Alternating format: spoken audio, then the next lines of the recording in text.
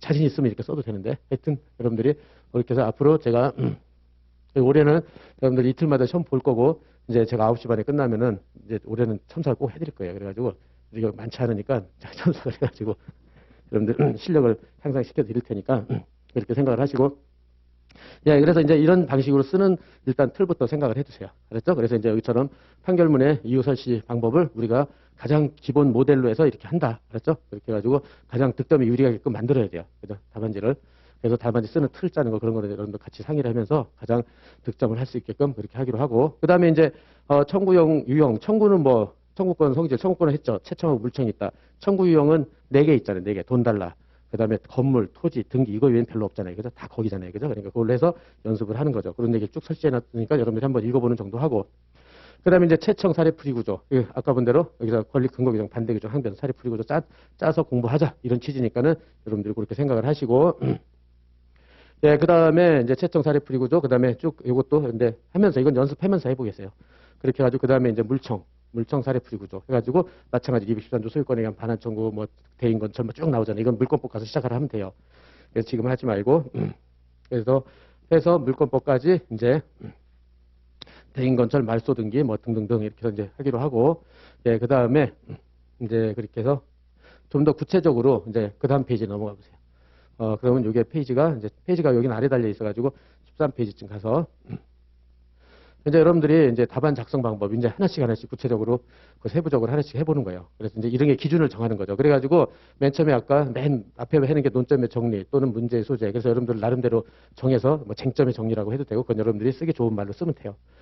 그런데 여기가 지금 본 대로요. 여러분들이 이제 사례 답안 써보신 분들 많겠지만 이 내용은 창작을 해야 되기 때문에 이거 바로 쓰기 어려워요. 이게 저희들도 이 부분 쓰는 게 제일 어려워요. 시간도 많이 걸리고 그리고 배점도 뭐 잘해야 1, 2점이고 그죠? 그러니까는 이거 뭐라고 그러냐면 내용을 다 쓰고 마지막에 목차만 나열하는 방법으로 쓰는 게 가장 좋다고 하는 게 수험과 정설이에요. 그래가지고 예컨대 아까 본 대로 여기서 문제 소재 이렇게 했다. 그런 다음에 여기서 이제 주장, 항변, 재항변 이렇게 썼잖아요. 그다음 마지막 결론 쓰죠. 그러면 여기다 어떻게 문제 소재를 어떻게 쓰냐면 사안은 해서 로마자 2번 이걸 목차로 여기다 나열하는 거죠. 2번, 3번, 4번이 문제 된다. 이러면 끝이에요. 문제 된다. 그래가지고 한 2줄을 남겨놓고 얼른 이것부터 쓰는 거죠. 그래서 여러분들이 그래서 이제 많은 분들이 시간 이제 나중에 시험 봐보면은 까먹고 두 줄 안 쓴 채로 내는 경우도 있고 많이 그래요. 근데 그렇게 하려고 연습해야 돼요. 아니면 제가 지금 하는 말은 이제 그럴 때 20점 기준으로 해서 10점 여러분 법문사 시험도 10점, 15점, 20점, 뭐 25점, 30점 이렇게 이상 이렇게 나오잖아요. 그죠? 그래서 20점 이상일 때만 쓰고 이 문제 소재를요. 여기는 10점, 15점 과감히 생략하는 거죠. 뭐 생략.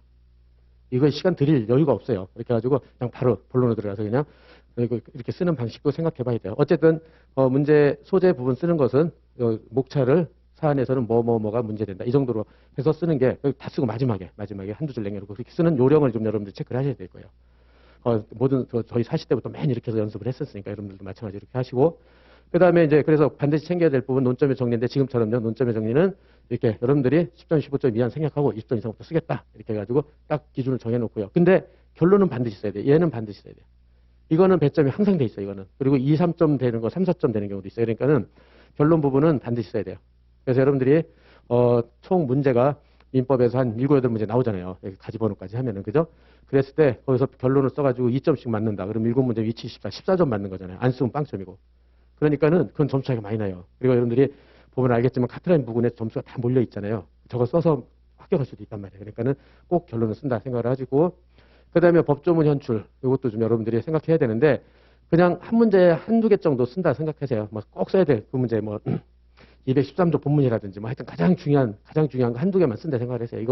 이거 보면 또 일일이 다 쓰는 분이 있는데 그러려면 시간도 없고 그만큼 많은 저기는 아닌 것 같아요. 그렇죠? 그래서 법조문은 딱 저기 가장 중요한 거, 그 문제에서 가장 중요한 거 한두 개만 딱 현출시킨다. 이 조문을 냈구나. 그럼 그거 딱 쓰는 거다. 이렇게 생각을 하는 정도로 해서 연습을 할 수 있도록 하고요. 그 다음에 또 가장 중요한 게 판례 입장이죠. 판례 입장. 이게 또 여기 제일 중요하죠. 이게. 그죠? 결국은 여기서 주장항변, 재항변 나오면 거기에서 판례에 의해서 다 결정이 되잖아요. 그죠? 그래서 판례 입장을 쓰는 것은 가장 써야 되니까 우리가 이제 매일매일 같이 이거 연습하는 거잖아요. 그죠? 그래서 이렇게 결론, 판례, 법조문 쓰는 거는 저희 때부터 이건 현금이다. 막 그런 말을 하고 할 수 있었으니까 이렇게 하고 그 다음에 또 여러분들 꼭 제가 계속 강조하는데 여러분들 이제 시험 보면 분명히 이게 많이 나올 거예요. 권리공개, 원고의 청구. 원고의 청구를 써버려도 안 하면요. 안 쓰게 돼요. 본시험 가면은.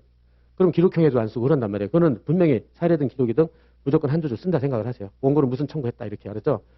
그래서 그 쓰는 방식 꼭 여러분들 제가 계속 참석하면서도 계속 그거는 여러분들한테 지적하고 할 거니까는 그렇게 해서 할 수 있도록 알았죠? 어떤 교수 여러분들은 또 특히 사법연수원 그런 쪽 계통 교수님들이 많이 들어가니까는 저거 안 쓰면요 그냥 쫙 걷버려요 그냥 저희 때도 원고 청구 없는 그런 게 어딨냐고 싹 걷버려요. 그러면 큰일 나니까 하여튼 꼭 쓸 수 있도록 한다 그랬죠? 예, 여기선 지금 말한 대로 이런 거 쓰면은 학교 갈 수 있다 이렇게 되는 거니까 여러분들 한번 해고. 그 다음에 이제 우리가 사례 풀이 하는데 가장 중요한 거 이거죠. 사례 풀이 구조를 만들고 주장항변, 재항변으로.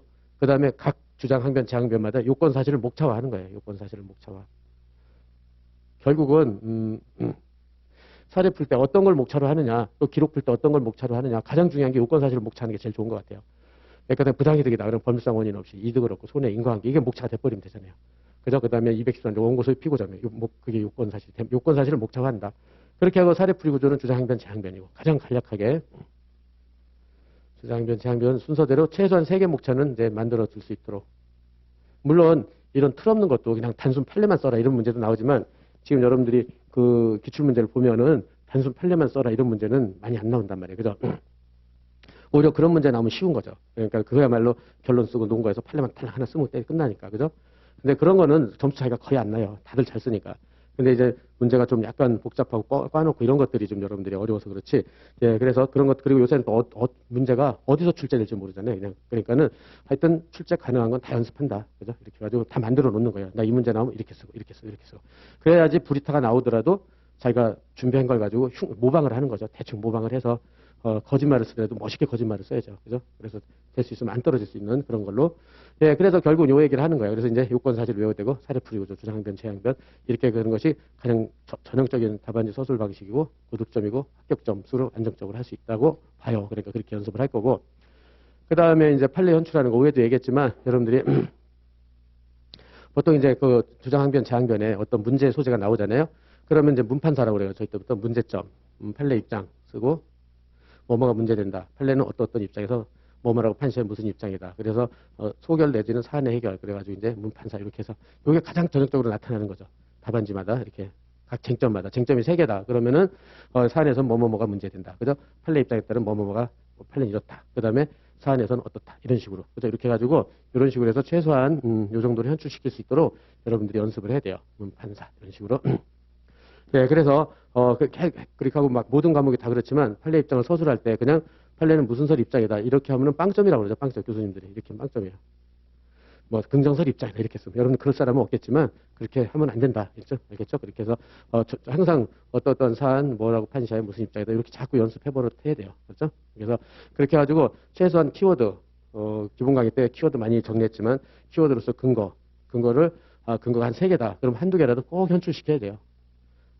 여러분들도 저는 이제 교수님들 채점하는 거 옆에서 도와주고 막 그러다 보면은 그것만 찾으러 다녀요.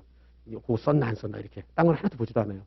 근데 제가 계속 얘기하지만 막 10줄 썼는데 뭐 키워드만 없다. 그럼 빵점이에요. 그렇죠? 근데 2줄 썼는데 이거 있다. 그럼 그게 고득점이고. 그러니까는 여러분들이 판례가 제시하는 키워드 근거 그것만 현출하려고 자꾸 노력해야 돼요.